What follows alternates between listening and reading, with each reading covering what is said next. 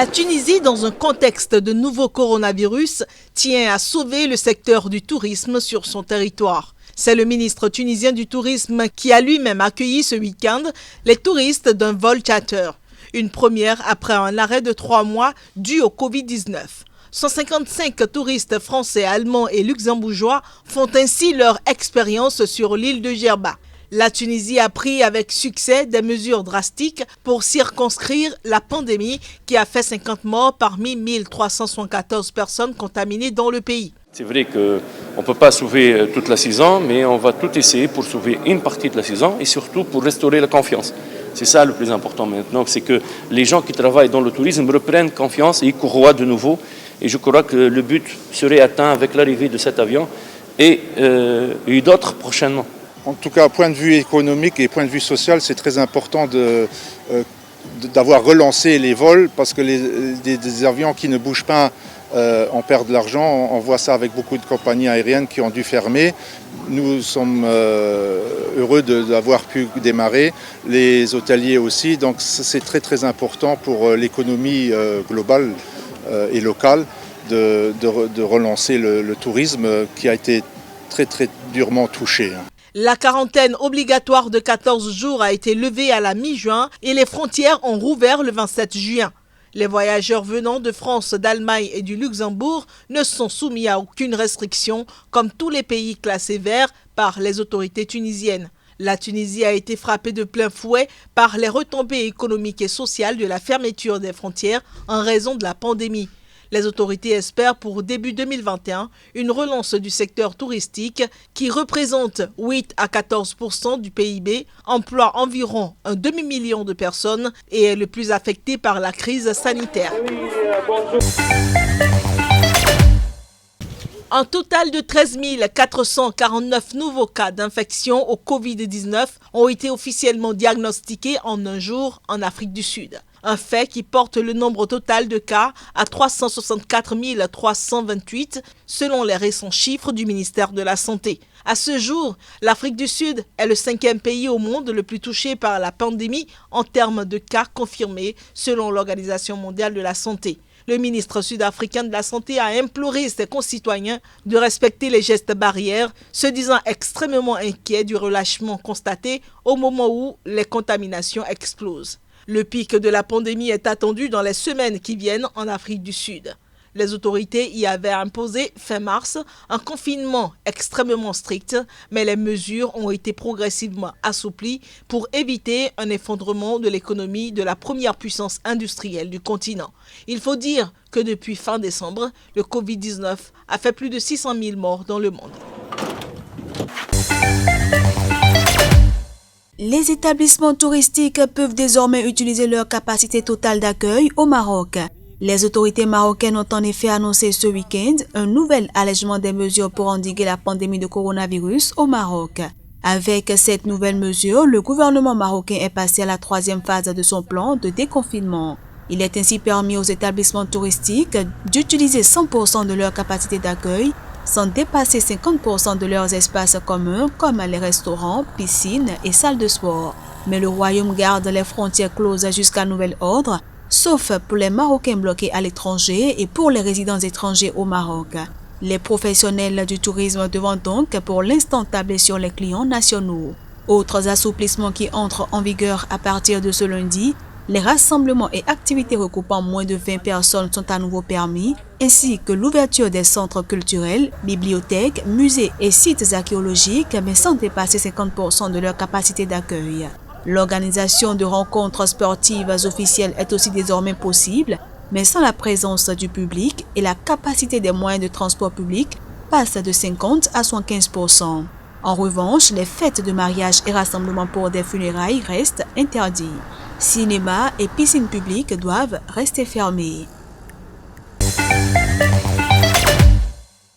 Un total de 13 449 nouveaux cas d'infection au Covid-19 ont été officiellement diagnostiqués en un jour en Afrique du Sud. Un fait qui porte le nombre total de cas à 364 328 selon les récents chiffres du ministère de la Santé. À ce jour, l'Afrique du Sud est le 5e pays au monde le plus touché par la pandémie en termes de cas confirmés selon l'Organisation mondiale de la santé. Le ministre sud-africain de la Santé a imploré ses concitoyens de respecter les gestes barrières, se disant extrêmement inquiet du relâchement constaté au moment où les contaminations explosent. Le pic de la pandémie est attendu dans les semaines qui viennent en Afrique du Sud. Les autorités y avaient imposé fin mars un confinement extrêmement strict, mais les mesures ont été progressivement assouplies pour éviter un effondrement de l'économie de la première puissance industrielle du continent. Il faut dire que depuis fin décembre, le Covid-19 a fait plus de 600 000 morts dans le monde. Le gouvernement malgache a exprimé sa consternation à la découverte d'une lettre signée par son ministre de la Santé et qui portait requête urgente pour l'appui à la lutte contre l'épidémie de Covid-19. Dans une lettre adressée ce lundi aux bailleurs de fonds, le ministre de la Santé Ahmad Ahmad a fait la liste des besoins les plus urgents pour lutter contre la pandémie de Covid-19 qui évolue ces dernières semaines, selon un mode très critique à Madagascar avec des flambées endémiques importantes dans plusieurs régions dont la capitale Antananarivo. Il demande notamment 337 respirateurs, des bouteilles d'oxygène, 2 300 000 masques chirurgicaux, 697 000 paires de gants et 533 200 super blouses. Dans un communiqué daté de ce mardi, la porte-parole du gouvernement et ministre de la Communication, Lalatiana Rakotozaf, a estimé que l'appel du ministre de la Santé est une initiative personnelle prise sans concertation avec le gouvernement ou le président Andry Rajoelina. Le président malgache a largement fait distribuer à sa population, mais aussi à plusieurs pays, principalement africains, une tisane à base de plantes, baptisée Covid organique, dont il assure qu'elle protège et soigne le coronavirus. Mais les éventuels bienfaits de cette tisane n'ont à ce jour été validés par aucune étude scientifique. Madagascar compte actuellement 8162 cas confirmés de Covid-19, dont 69 décès. En raison de la progression de la pandémie du coronavirus dans son pays, le président Emmerson Mnangagwa a pris ce mardi un certain nombre de mesures pour y faire face. Il a décrété ce mardi un couvre-feu et réinstauré des mesures strictes de confinement. À compter de ce mercredi donc, les forces de sécurité feront appliquer un couvre-feu entre 18h et 6h. Le décret présidentiel stipule que durant la journée, tous ceux qui ne travaillent pas devront rester chez eux et n'auront le droit de sortir que pour acheter de la nourriture ou se faire soigner. Les déplacements interurbains et les rassemblements festifs de plus de 50 personnes, religieux ou politiques, restent interdits selon la mesure. Mais certaines voix signalent que ces mesures ont été prises pour interdire de fait une manifestation prévue le 31 juillet par un opposant Jacob Ngarivume contre la corruption au sein du système étatique et la dégradation de l'économie. Ce dernier a été arrêté ce lundi par la police et inculpé d'incitation à la violence. Signalons que le nombre de contaminations recensées au Zimbabwe dans le système de santé publique est en ruine après des années de sévère crise économique, a augmenté de près d'un tiers au cours de la semaine écoulée pour atteindre 1713 cas. Le nombre de décès est lui passé de 18 à 26.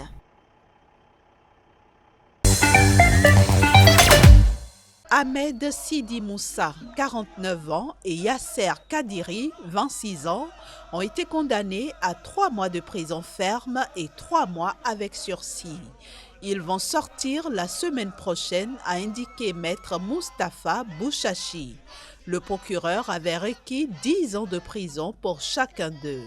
Les 2 hommes étaient jugés devant le tribunal de Timimoun, dans le centre du pays, pour atteinte à la personne du président de la République, atteinte à l'intégrité du territoire et publication de tracts de nature à nuire à l'intérêt national. Nous sommes contents qu'ils rentrent chez eux, mais nous considérons qu'ils n'ont pas touché à l'intégrité nationale, a ajouté maître Bouchachi, indiquant qu'ils comptaient faire appel. Ils ont été jugés sur la base d'un nouveau code pénal adopté en avril est dénoncée par les militants des droits humains, craignant une ingérence de l'État dans le droit à la liberté d'expression.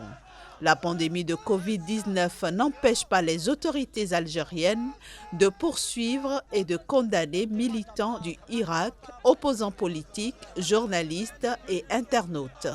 Selon le Comité national pour la libération des détenus, près de 60 détenus d'opinion sont actuellement derrière les barreaux, la plupart pour des publications sur Facebook. Né en février 2019 d'un intense ras-le-bol des Algériens, le Irak a ébranlé le régime jusqu'à la suppression des manifestations hebdomadaires en raison de la crise sanitaire. Tout rassemblement public est strictement interdit depuis mi-mars en raison de la pandémie de Covid-19. Au 21 juillet, l'Algérie avait recensé 24 278 cas, dont 1100 morts. يعني في الحقيقة هو مجلس النواب بالأمس في جلسة تاريخية. Lors d'une session historique, la Chambre des représentants a approuvé à l'unanimité l'envoi d'éléments de l'armée égyptienne dans des missions de combat hors des frontières de l'État égyptien à l'ouest du pays, c'est-à-dire en Libye. الاستراتيجي الغربي يعني في اتجاه ليبيا يعني.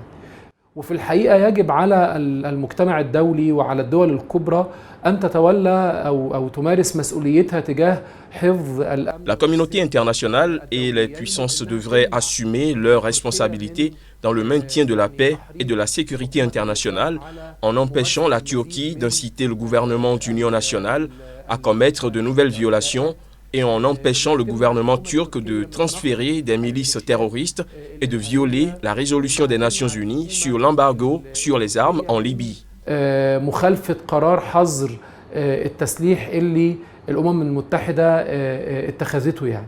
هذه الحدود فطبقا لميثاق الأمم المتحدة. Selon la Charte des Nations Unies, l'Égypte a le droit de se défendre ainsi que selon le Conseil de défense de la Ligue arabe qui confère à l'Égypte cette légitimité. La décision du Parlement stipule d'envoyer des soldats des forces armées pour mener des missions de combat et précise le nombre de soldats et les branches de combat des forces armées en fonction du type de mission et des hostilités auxquelles ces forces seront confrontées.